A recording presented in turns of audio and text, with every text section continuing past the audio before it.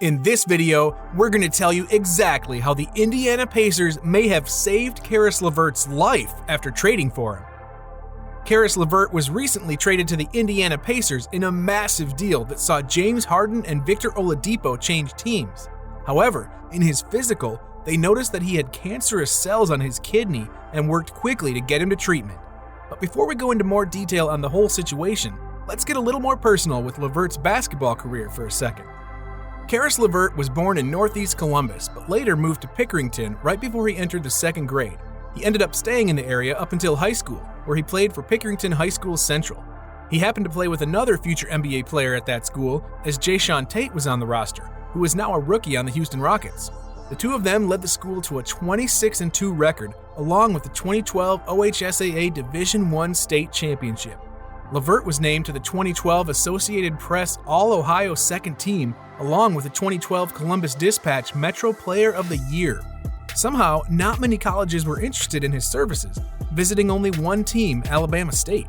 LeVert eventually ended up with the Michigan Wolverines, who at the time had Trey Burke and Tim Hardaway Jr. as their captains. LeVert didn't start immediately for the team, sitting behind three future NBA players in Glenn Robinson III, Nick Stauskas, and Hardaway. This resulted in him being a healthy scratch for the first 6 games of the season, before finally getting some minutes after their head coach John Beilein realized that he had potential on the defensive end. Soon enough, LeVert was entering the starting lineup for the team, never scoring in double digits during his freshman year, but impacting the game in other areas. But LeVert wasn't messing around during his sophomore season with the team, going to the weight room with Stauskas while playing individually against Burke in his spare time to enhance his game. He made the world know that it was working. He put up 17 points and 5 rebounds in the first game of the season against UMass Lowell. Then, a few days after that, put up 24 points against South Carolina State. LeVert was now consistently scoring the basketball and earning more minutes as the year was progressing, hitting double digits countless times and seemingly setting a new career high each game. In return, he was named to the All-District V team, as well as being a 2013-2014 All-Big Ten selection. Michigan unfortunately suffered a defeat during the Elite Eight round of the NCAA basketball tournament, losing to Kentucky.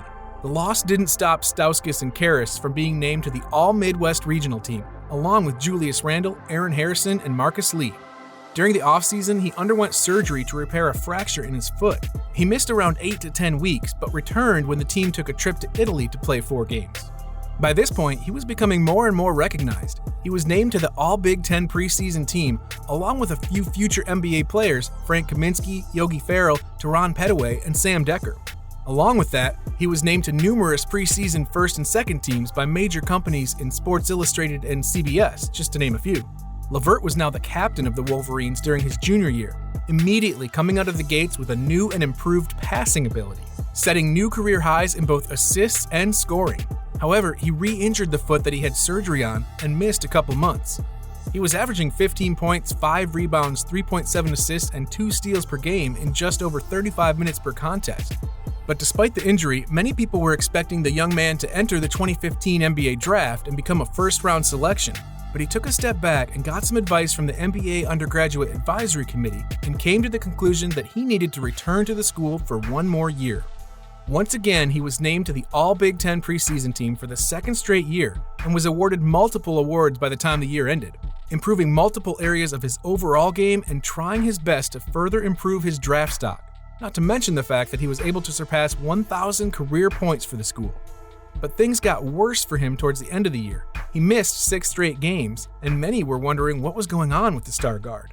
Coach Beilein finally came out and announced that his leg injury was not related to the fracture he suffered a few years ago, and that this was a new injury. This is where things get a little weird. He was cleared to play against the 16-seeded Purdue team after missing 11 games, but shortly after that game, the team announced that his season would be over due to the injury.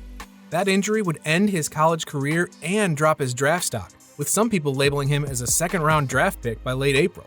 He wasn't even able to participate in the NBA Draft Combine either, but he was called by the agency that represents Kevin Durant, and they offered him some words of encouragement to get through his current injury.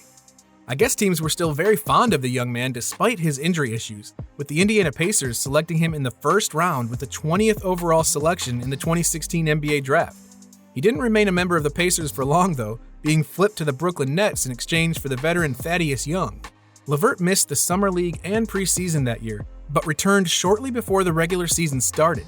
He didn't get his scoring going throughout his rookie year, but did flash a lot of potential on the defensive end, becoming the first rookie since Chris Childs in 1994 to pick up 3 steals in his debut.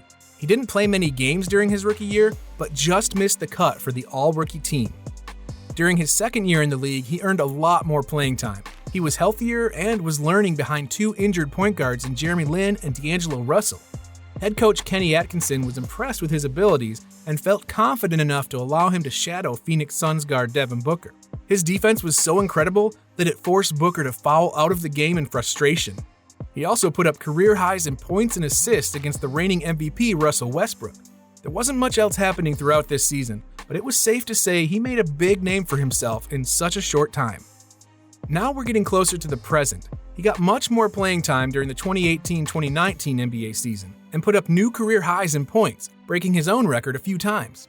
Though he suffered yet another leg injury a few months into the year, it was diagnosed as a dislocation of the right foot, which is a real shame considering that he had already sank multiple game-winning baskets for the Nets and was getting tons of recognition around the league.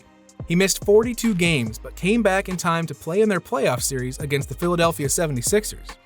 Next season, he signed a 3-year extension with the Nets, and he made sure to prove that they made the right decision. He put up a whopping 51 points, with 37 coming in the fourth quarter and overtime, along with another 37-point outing just a few weeks earlier. He was becoming a force in this league and could have been the main scorer for a team that badly needed one. He ended up taking this high level of play with him for the rest of the season and carried that into the 2020 NBA year as well, performing so well in the NBA bubble that many believed he could be a future superstar when leading his own team. Brooklyn then decided to test that out after obtaining both Kevin Durant and Kyrie Irving. They sent LeVert over to the Indiana Pacers, the team he was drafted by initially, in exchange for James Harden in a 4-team deal. That just goes to show how much value he had despite suffering multiple leg injuries and missing countless games. Indiana was hoping to have him become the face of their franchise at just 26 years old, but they discovered something during their intense physical that is required after a trade. They found a spot on his kidney that ended up being cancerous. The Pacers chose not to call off the trade, but instead promised to give him the best medical support that they could offer, with Brooklyn adding extra cash into the trade as well. A few days afterwards, LeVert had surgery to treat renal cell carcinoma. Luckily, he's expected to make a full recovery and return to the court at some point in the future, even though the timetable is a little murky. But what would have happened had the trade not happened? Would LeVert continue to be playing without any knowledge of the cancerous cells forming on his kidney? Maybe if he never took that physical, those cells would have continued to grow and he wouldn't have been able to seek treatment by that point. There are tons of different outcomes that could have happened, and the entire world is happy that they didn't. The Indiana Pacers truly did save this young man's life, as well as offered him the best support possible to get everything sorted out. Now he has a loving community behind him and an excellent staff to get him back on his feet and ensure that he can continue to play the game that he loves. This story just goes to show how valuable an intense physical can be for any player on your roster regardless of a trade. It should be widely accepted to offer physicals to the players on every organization to ensure that nothing's going on in their body that they aren't aware of.